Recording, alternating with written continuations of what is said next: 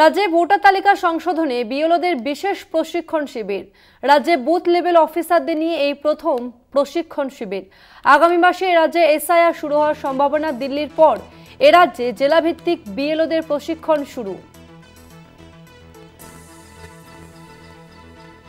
রাজ্যে booth level অফিসারদের নিয়ে এই প্রথম প্রশিক্ষণ শিবির শুরু হবে।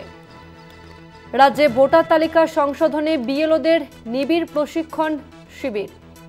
রাজ্যে বুথ লেভেল অফিসারদের নিয়ে এই প্রথম প্রশিক্ষণ শিবির। আগামী মাসেই এ রাজ্যে এসআইআর শুরু হওয়ার সম্ভাবনা রয়েছে। দিল্লির পর এ রাজ্যে জেলাভিত্তিক বিএলওদের প্রশিক্ষণ শুরু।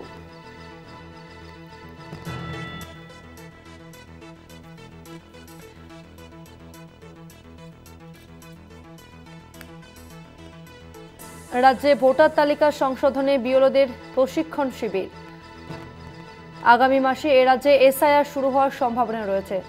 আমরা আরো বিস্তারিত জানবো। আমাদের সঙ্গে ফোন লাইনে রয়েছে প্রতিনিধি সত্য সুন্দর ভট্টাচার্য। সত্য সুন্দর, কি জানা যাচ্ছে, কবে থেকে এই প্রশিক্ষণ শুরু হবে? দেখো, রাজ্যে ভোটার তালিকা সংশোধনের লক্ষ্যে কলকাতায় বুথ স্তরের যারা আধিকারিক রয়েছে বিএলও, তাদের নিয়ে বিশেষ প্রশিক্ষণ শিবির আজকে কলকাতায় আর কিছুক্ষণের মধ্যেই শুরু হতে চলেছে।